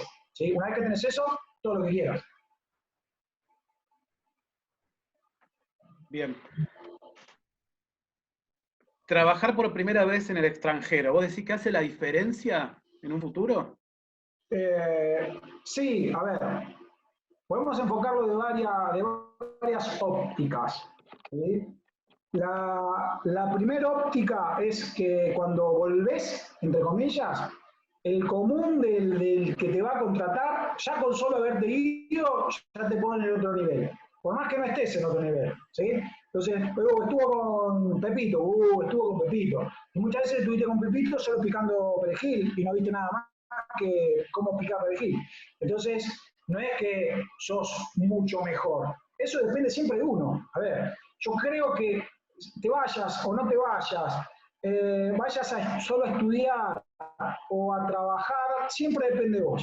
Siempre depende. Si vas y picás perejil, lo que tenés que hacer es mirar para todos los costados, aprender todo lo que están haciendo los otros y hacer el perejil lo más rápido posible para que te den otra tarea. ¿Entendés? Muchos pasan que llegan a una pasantía y dicen, oh, pica perejil. Entonces lo pican como si todo el día van a picar perejil. ¿Sabes lo que va a pasar? Va a picar perejil nada más. ¿Por qué? Porque la cocina es actitud. La cocina es 100% actitud. Si vos me picás el perejil lo más rápido posible, de la mejor manera, yo te voy a dar otra cosa, porque vos, este pibe funciona. Entonces le voy a dar, después vamos a picar tomate. Y vos vas a picar tomate y vas a hacer rápido. Y el otro día no pregunto, che, ¿qué hago? Agarrá un paquete de perejil y picalo. ¿Entendés? Porque eso lo que va a hacer es que vos crezcas. Por eso te digo que hay dos formas de verlo, ¿no? Uno es el que trabajó ahí, pero del otro lado vos no te nutriste en nada, y otro te dice, trabajó ahí y vos por otro lado te nutriste de un montón. Entonces, es como vos lo tomás, no si trabajás afuera o no trabajás afuera. ¿Sí? Es en cada momento de tu carrera cómo lo tomás. Obviamente que afuera tenés otras cosas. Sobre todo a mí lo que más me asombra cada vez que voy afuera son los productos. ¿Sí? No tanto lo que hace el cocinero, sino los productos que tiene el cocinero, ¿sí? Y la clave de un buen cocinero es tratar de no destruir un producto, ¿no? Entonces, la clave de todo esto es el producto. Yo siempre digo que los restaurantes de excelencia, al que hay que felicitar es al productor, porque el cocinero lo único que hace es tratar de no destruir lo que le trajeron. Esa es la clave. Entonces, cuando vas afuera, te rompe la cabeza ver la calidad de los productos, la variedad de los productos, cómo cuidan a los productos. Y cuando volvés acá, la verdad que te da mucha pena ver cómo tratamos a nuestros productos. Ese es el gran beneficio de salir, es ver cómo tratan los productos. Después a eso sumarle, claro, vas a entrar a cocinas que no la vas a volver a ver, tecnología que no la vas a volver a ver. Pero más allá de eso, las escuelas de gastronomía hoy te aportan una gran cantidad de técnicas que no son técnicas de tercera o de cuarta, son técnicas de vanguardia, que cuando vas allá vas a ver lo mismo, no vas a ver nada muy maravilloso, vas a ver lo mismo. Entonces, creo que el aprendizaje es ese, la interrelación de los cocineros, cómo funcionan los distintos formatos de servicio, cómo es la idiosincrasia, ¿no?, de cada uno de los países a donde vas, cómo es su cultura, eso es lo que te nutre y que vos después la podés traer y con ese bagaje vos generás una cosa nueva, ¿sí? Creo que ahí es donde tenemos que apuntar, ¿sí? No solo fui afuera y nada más. Bien. Cuando estoqueas una vez por semana, ¿no se modifican las características organolépticas del producto con respecto al que se hace en el momento? En su mayoría de las veces mejora, ¿sí? En alguna, todo depende de qué técnica uso y cómo lo trabajo. Obviamente, si yo hago voy a freír una milanesa y la dejo tirada dentro de la heladera y la voy a buscar 4 días más tarde, es una porquería. Claro que es una porquería, porque así no se hace. Entonces, va a depender de cada producto, cada forma, cada cosa tiene un formato de hacerlo. Por eso hay una gran variedad de técnicas para lograrlo. Y después, llegado el caso, hay uno de los productos que no te gusta, no lo hagas, hacer a la minuta. Está dentro de ese 20% que lo vas a hacer a la minuta. Hay el 80% o más que va a quedar igual o mejor en el tiempo. Mirá, yo siempre cuando doy los cursos de vacío hago esta similitud, ¿no?, o esta lógica. ¿Viste cuando entras a la casa de esa abuelita que cocina muy rico, ¿no?, y está haciendo un estofado, un guiso, y vos llegás a la casa y dices, che, qué aroma tan rico, qué rico que es, bueno, tanto olor que invade todo? ¿Sabés qué es lo que está pasando? Cuanto más olor hay en el ambiente, menos sabor tiene el producto. ¿Sí? ¿Por qué? Porque el olor es el sabor volatilizado. Si yo ese mismo olor lo tuviese guardado en una bolsa, 3 días más tarde es mucho más rico que cuando lo hice. Entonces, no tiene mucho que ver si lo mantengo en el tiempo. El tema es cómo lo mantengo en el tiempo, ¿sí? Y para eso están las nuevas técnicas. Bien. ¿Alguien que produce pastas, recomendás el vacío? Depende para qué. A ver, yo siempre digo lo mismo. Mirá, imagínate lo siguiente, ¿no? Vos tenés una empresa de catering y te contrata una señora que mucha plata, un departamento en un piso 40, y tiene un balcón gigantesco y quiere dar un evento para 60 personas y quiere hacer un asado, pero no tiene parrilla. ¿Cómo haces? O, por otro lado, estoy en la mejor parrilla de la Argentina y quiero tener un punto de cocción perfecto y la parrilla la tengo. ¿Cómo haces? Entonces, la tecnología lo que te ayuda es de decir, bueno, mirá, en cada caso yo puedo trabajar de distinta manera. No hay una única forma de hacer las cosas. Hay una variedad de formas de hacer las cosas. Entonces yo tal vez a esa señora que voy a hacer un evento a piso 40, me voy con todo el asado grillado, ya listo, ya hecho, y lo único que hago es, llego y le digo, che señora, no, porque me va a dar una patada, pero digo, señora, ¿tiene una olla por ahí? Sí. Bueno, agarro la olla, pongo un aparatito para recircular, pongo la bolsa, recirculo, después le pongo con un soplete para devolverle caramelización y lo sirvo.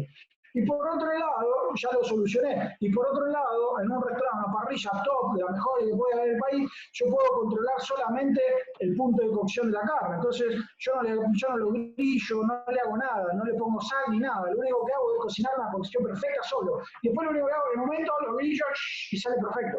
Entonces, con la tecnología lo único que te ayuda, te da herramientas para poder utilizarla de la manera que vos quieras. Me olvidé la pregunta en realidad. Empecé a desarrollar y me olvidé la pregunta. ¿Cuál era la pregunta, Fred? La pasta al vacío. Bueno, entonces esta era la introducción a la pasta. Entonces, por ejemplo, yo puedo tener la pasta en donde tengo que ir a darle de servir a esa señora o tengo que vender la pasta. Entonces lo que puedo hacer es, mira, por un lado blanqueo la pasta, la enfrío, la pongo dentro de una bolsa, le agrego la salsa, la envaso y la pasteurizo. Entonces yo ya tengo un producto pasteurizado con la salsa, con la pasta. ¿Queda bien? Queda perfecto. Ahora, yo puedo controlar. Lo que pasa siempre en lo que es cocción al vacío, en unas tecnologías, que no va a pasar en el primer intento. Nunca pasa en el primer intento que queda bien. Es un aprendizaje de esa tecnología. Entonces, ¿qué es lo que va a pasar? Cuando vos envasás esa pasta, va a absorber parte del líquido de la salsa y va a hacer que esa salsa tal vez quede un poco más espesa. Entonces yo tengo que medir y controlar exactamente cuánto líquido libre, por decirlo de alguna manera, tiene que tener esa salsa hasta que encuentro el punto. Cuando encuentro el punto queda todo muy bien. Obviamente que hay cosas que quedan mejor y otras cosas que quedan peor, pero también está en la necesidad y en la nueva forma de vender ese producto, porque tal vez yo no puedo llegar a un cliente con pasta fresca, salsa que se la haga él. Yo le tengo que llegar al cliente con una solución y la técnica y la tecnología te da esas soluciones, ¿sí? No sé si es mejor o es peor, según cómo lo haces y cuál es el objetivo final, ¿no? Claro. ¿Qué es lo primero que mirás en un plato? Lo más importante para vos de un plato. Mirá, digamos, siempre, si la pregunta viene por mirar, los volúmenes y las relaciones de los volúmenes de las cosas, los colores, lo atractivo y por sobre todo las ganas que me da de comerlo, ¿sí? Viste que hay veces que son platos muy piribiri, y cuando lo ves decís, lindo para una foto, pero no tengo ganas de comerlo. Siempre la gastronomía lo que tiene que hacer es levantarte esa gana de comerlo. Entonces, a la visual, lo primero que busco es que me dé ganas de comerlo. Pero todo eso de que me dé ganas de comerlo está en todo lo que te dije antes, ¿no? En que cómo son los colores, cómo son las relaciones de los tamaños, cómo está presentado, en qué formato está dispuesto. Eso primero te entra por la estética. Eso no le podemos negar, que los platos entran por la estética. Es muy fuerte. Pero después, si el sabor no condice con esa estética, el golpe es peor, ¿sí? Entonces, los sabores tienen que ser, en mi entender, muy nítidos. Si yo tengo zanahoria, cuando la quiero comer, quiero que sea el mejor sabor a zanahoria que puedo vivir en mi vida. No estoy esperando zanahoria con esto, con aquello, con un poco de... No, veo una zanahoria y a mí en un menú me dice puré de zanahoria con nueces y albahaca y yo quiero sentir la zanahoria, la nuez y la albahaca, ¿sí? Entonces creo que hay que ser en esto fundamentalista del sabor, ¿sí? Es decir, si yo ofrezco un puré de zanahoria, tiene que saber a zanahoria. No puede ser algo que no entiendo qué es, ¿sí? Porque nuestro cerebro se confunde. Y es lo mismo que pasa en los concursos, digamos. En el concurso, cuando los platos que ganan son los nítidos, tiene una linda estética, está bien, tiene alguna técnica copada que no conocía y me sorprendió, y después tiene sabores nítidos. Uy, qué rico, qué rico, qué rico, qué rico. Eso es lo que se busca. Y es un poquito llevar la cocina tradicional a la máxima expresión. Y eso es lo que me gusta de un plato. No, nada rebuscado. No, para nada. Alguien que tiene un negocio, ¿no? Y quiere empezar a incursionar en esto de nuevas tecnologías, ¿no? ¿Por dónde arrancaría? Mirá, yo siempre digo que nosotros somos esclavos de nuestro menú, ¿sí? La clave de todo es el desarrollo del menú.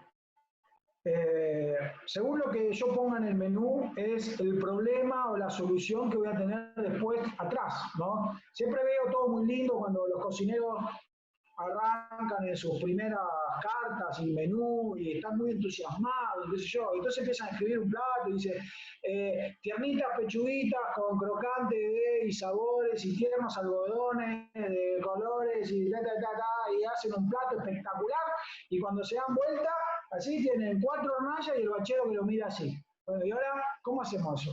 ¿Sí? Entonces, digamos, lo primero que hay que entender es que nosotros somos esclavos de nuestro menú. Lo que escribimos en el menú es nuestro tendón de Aquiles. O sea, ahí está el problema. Entonces, lo primero que hay que entender es, che, bueno, a ver, ¿qué es lo que yo necesito? Todo esto empieza al revés, ¿qué es lo que yo necesito? Mirá, necesito tener pocos recursos porque no tengo muchos metros cuadrados, porque tengo una cocinita de 3x3, porque no tengo espacio de frío, porque bueno, listo, ¿qué hacemos con eso?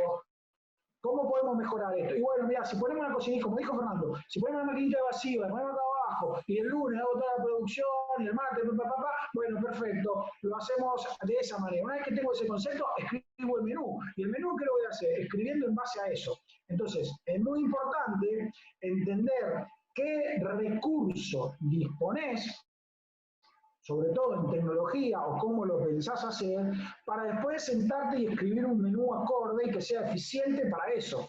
Entonces, la tecnología, como dije antes, la tecnología por sí sola no hace nada, ¿sí? Entonces, está todo en nuestra cabeza. Muchas veces creemos que la tecnología es comprarse el horno Rational, y no, eso no es la tecnología. La tecnología primero pasa por la cabeza, y después cómo implemento, porque vos tenés técnicas y tecnología. Muchas veces utilizás técnicas viejas, por decirlo de alguna manera, o antiguas, en tecnología moderna. Entonces ahí es donde empezás a generar este nuevo rompecabezas, ¿sí? Entonces, nada, tenemos que entender qué es lo que queremos servir, qué es lo que queremos dar. Y después vemos cómo lo hacemos, ¿sí? Y no al revés, me compro una máquina vacía y después veo que sirvo. La historia es un poco al revés. Bueno, creo que nos mantuviste en vilo durante 2 horas, Fernando. Fue realmente apasionante ver a alguien tan apasionado con lo que hace. Te agradecemos muchísimo, muchísimo, muchísimo. Bueno, un placer.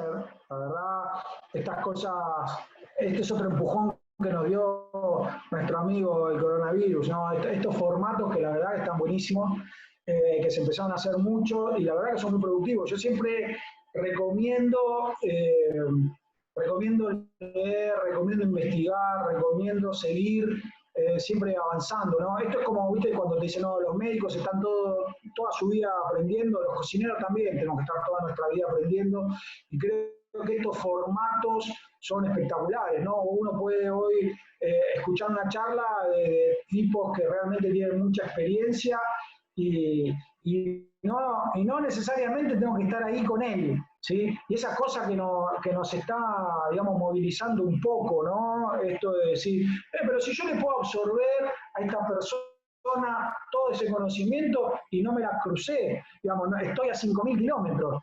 Y la verdad que hay que aprovechar estos formatos de charla, de capacitación. La verdad que a mí estos últimos días me da mucho, me cambia mucho la manera de pensar y creo que hay que aprovecharlo. Lo mismo todos los chicos que están escuchando, digamos, estos formatos son súper nutritivos, ¿no? Nutritivos. Uno crece cuando empieza a absorber cosas de distintos lugares y después, digamos, con todo eso forma su propia identidad, ¿no? Y esto creo que es una herramienta, digamos, terrible. Realmente, muchísimas gracias, Fernando. Un placer verte como siempre y estoy leyendo el chat y no son más que demostraciones de felicitación, de agradecimiento, y éramos 180 personas que estuvimos fijos y concentrados con toda tu sabiduría. Muchas gracias. A todos los presentes, muchísimas gracias también. A los profesores del colegio que también estuvieron, Fernando García y demás. Nos vemos Dios mediante el martes 5 a las 16 horas, cambiamos el horario de las 15 hacia las 16, va a haber un par de exquisitos organizadores de eventos, Pablo de la Cruz e Inés Schumacher. Así que muchísimas gracias. Fernando, un abrazo enorme. Igualmente, Fer, gracias por la invitación. Saludos a todos ahí, gracias por haberme escuchado. Espero que haya puesto un granito, ¿no? Ahí que pueda salir una plantita, aunque sea chiquitita, pero bueno, algo. Más que eso, seguramente más que eso. Bueno, buenas tardes y muchísimas gracias. Hasta la próxima. Muchas gracias. Chau, chau.